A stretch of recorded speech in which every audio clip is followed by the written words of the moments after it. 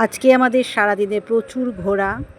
North গোয়ার দুটো beach দেখা বাকি আছে, সেই দুটো বিচ দেখে আমরা চলে যাব ওল্ড গোয়া এবং সেখান থেকে চলে যাব সাউথ গোয়ায়। নমস্কার, আমার নতুন দিনের নতুন আরেকটি ভিডিওতে সবাইকে স্বাগত জানাই। এখন আমরা অঞ্জুনা বিচে।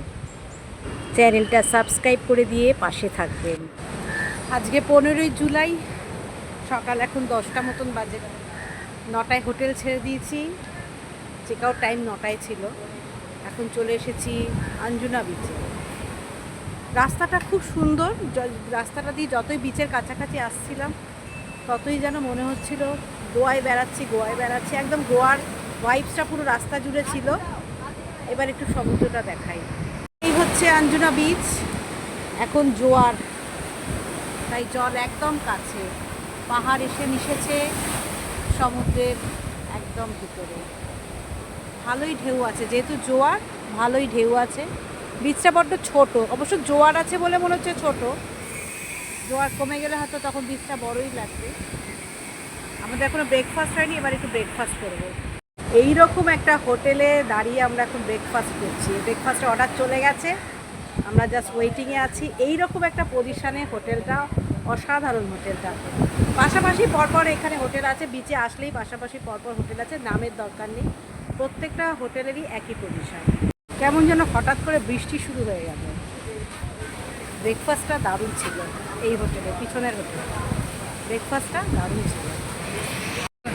না, শুধু রেস্টুরেন্টই নেই, একদম বিচের ওপরে থাকার এরকম ব্যবস্থাও আছে। আমার তো এই অঞ্জুনা বিচটা সব থেকে বেস্ট লাগলো। সবাই বলে বাগা বিচ বেস্ট, কেউ বলে কালাঙ্কুট বিচ বেস্ট, আমার কিন্তু অঞ্জুনা বিচটা বেস্ট লাগলো। আমরা এখন চলে এসেছি ওয়াগাতোর বিচে। এটা চান করার জন্য উপযুক্ত বিচ। জোয়ারটা কিন্তু চলে গিয়ে এখন হাঁটা শুরু হয়ে গেছে। অঞ্জুনা বিচে যখন ছিলাম তখন কিন্তু জোয়ার চলছিল, এখন হাঁটা হয়ে গেছে। এই ভাগাতর বিচটাও কিন্তু আমার খুব ভালো লেগেছে, বরং আমার বাগা বিচ আর কালাঙ্কুট বিচ আমার একদম ভালো লাগেনি। এইটা বেশ নির্জন, এটাও ভালো লেগেছে। আর এর আগের অঞ্জুনা বিচ, ওটাও ভালো লেগেছে। তাহলে মনে হয় আমি একটু নির্জনতাই পছন্দ করি, কি বলেন? বেশি হই মনে হয় আমার খুব একটা ভালো লাগে না। আচ্ছা, এই বিচটার একটা বিশেষত্ব আছে, একটা পোর্শন দেখলাম বালিগুলো পুরো কালো, হলুদ বালি নয়, যার জন্য সমুদ্রের জলের রংটা একটু কালচেই লাগছে। আমার দেখে ব্ল্যাক স্যান্ড বিচ বলে মনে হচ্ছে। হবে হয়তো। আরো সুন্দর, ওয়াও, এই জায়গাটা আরো সুন্দর। দেখেই মুখ দিয়ে ওয়াও কথাটাই আগে বেরিয়ে আসলো, দেখলাম। দেখো এখান থেকে কালো রঙের জল আসছে। দেখো এখানে কালো জলটা কিরকম কালো, মানে ব্ল্যাক, তার মানে নিচের বালিটা পুরোটাই কালো। ব্ল্যাক স্যান্ড বিচ আমি নাম দিলাম। কি নামের? আমরা এখন চলে এসেছি ওল্ড গোয়াতে চার্চ দেখার জন্য। ওল্ড গোয়াতে প্রচুর চার্চ আছে, দুটো চার্চ দেখবো। একটা হচ্ছে ব্যাসিলিকা চার্চ, ব্যাসিলিকা চার্চ। এর মধ্যে কটা বাজে? 11টা বাজতে 10। প্রচুর লোক চলে এসছে। 11টা বাজতে 10, 1টা বাজতে 10। ও 1টা বাজতে 10, প্রচুর লোক চলে এসেছে। আমিও তাই ভাবছি 11টা বাজতে 10 কি করে হবে।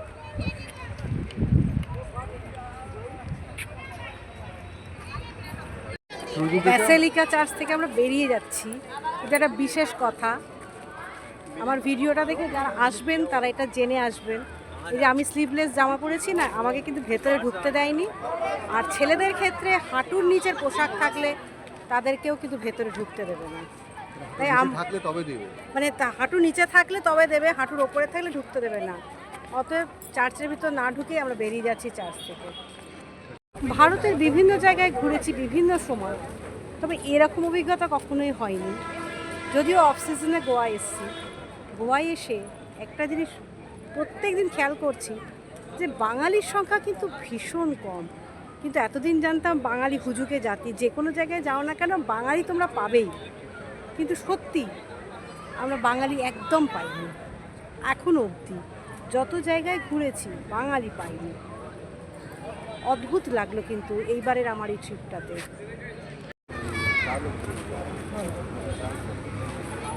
তো আলটিমেটলি না দেখে ফিরে যাচ্ছি না, ভেতরে গেলাম। মানে আমি যেতে পারিনি। ও যেতে পারেনি যেহেতু স্লিভলেস পোশাক পরা আছে। আমি ভেতরে গেলাম, সতীর পুণ্য যা হয় আর কি, সেটাই চিন্তা ভাবনা করে যাওয়া। গিয়ে দেখলাম এখানে ভালো, ভেতরে যাওয়াটা একবার দরকার। সেন্ট ফ্রান্সিস জেভিয়ারের বডি রাখা রয়েছে সুন্দর করে, সেটা দেখাও যাচ্ছে। সবাই সেখানে মোমবাতি দিচ্ছেন, ফুল দিচ্ছেন, ভালো। এটা একবার অন্তত দেখা উচিত। কিন্তু এই মেয়েরা স্লিভলেস পরে আসলেও একটা ওড়না সাথে রাখবেন, তাহলেই ঢুকতে দেবে। Thank you.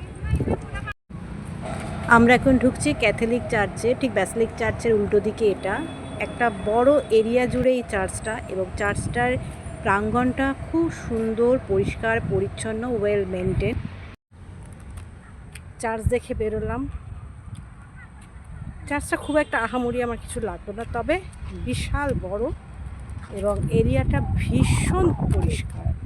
এই দুটো জিনিস আমার বেশ ভালো লেগেছে, কিন্তু ভেতরে খুব একটা সেরকম কিছু নেই।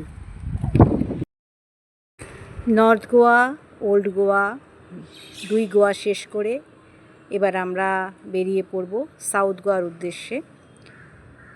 আমার আজকের ভিডিওটা এখানেই শেষ করছি।